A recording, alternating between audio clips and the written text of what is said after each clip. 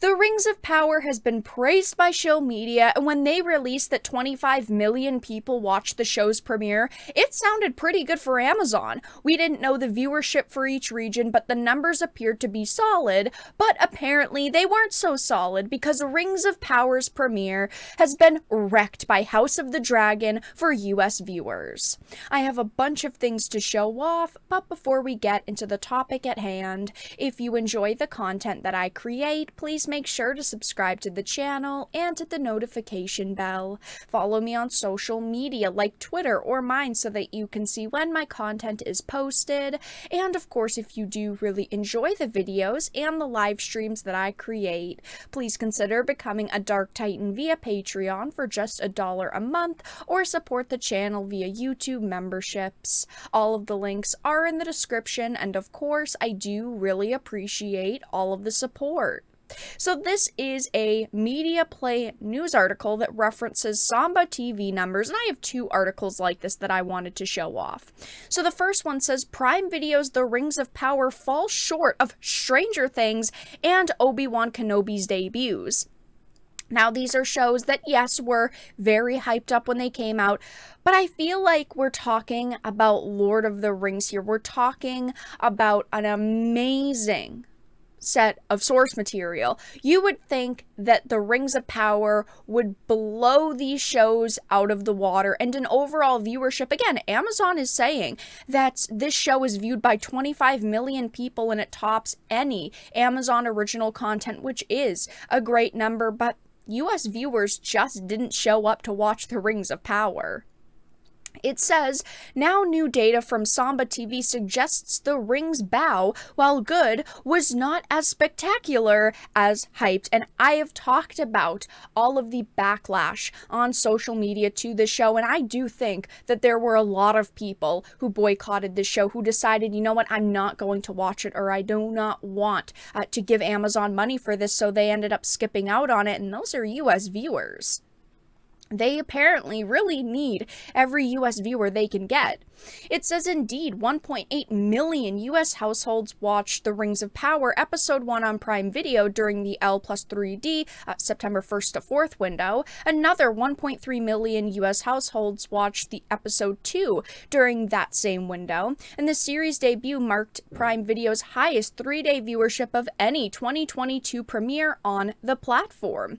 Yet, the debut of Netflix's Stranger Things Season 4 Volume 1 Episode 1 generated 2.9 million US households, and the debut of Obi-Wan Kenobi Episode 1 saw 2.1 million US households tune in. You would think that Rings of Power would surpass these in US viewership in no time with absolutely no effort. I mean, of course, these companies want as much viewership in every region as they can get, but hearing that they were beaten by Stranger Things and Obi-Wan is hilarious because this is a billion-dollar series, okay? They shoved so much money into this, and these viewers are not showing up to watch it. And I also wanted to talk about House of the Dragon, because House of the Dragon is the direct competition that Rings of Power has right now. It's House of the Dragon versus Rings of Power all over social media, but apparently House of the Dragon is doing much better in US households because the same source, Samba TV, says the House of the Dragon premiere viewership was 4.8 million US households. That is more than double the Rings of Power. It says Samba TV upped its US household viewership tally for the premiere episode of the new HBO and HBO Max series House of the Dragon when factoring in the live plus 3-day access window. Samba said 4.8 million US households watched the House of the Dragon premiere, and for context, 2.6 million US households watched the premiere in its first 6 hours, meaning that the majority of viewership, 54%, occurred during that time. This is awful for Amazon. They are getting beaten by their competition when it comes to this set of viewers. I think that this is hilarious. Now, when I sit here and I'm talking about House of the Dragon versus Rings of Power, I am much more excited for House of the Dragon. I've been very vocal about HOTD, and I have been absolutely loving it so far. I think that it's been pretty freaking good, and Rings of Power makes my head spin.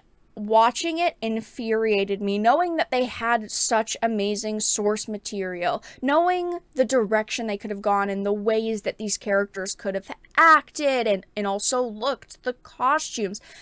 It is such a missed opportunity. And while, yes, I do think that some of this show is good, like the visuals, I think the CGI is pretty good. I think that the music is fantastic, but the rest of the show is just trash. Obviously, these two shows are not wrapped up yet, so I can't fully judge them.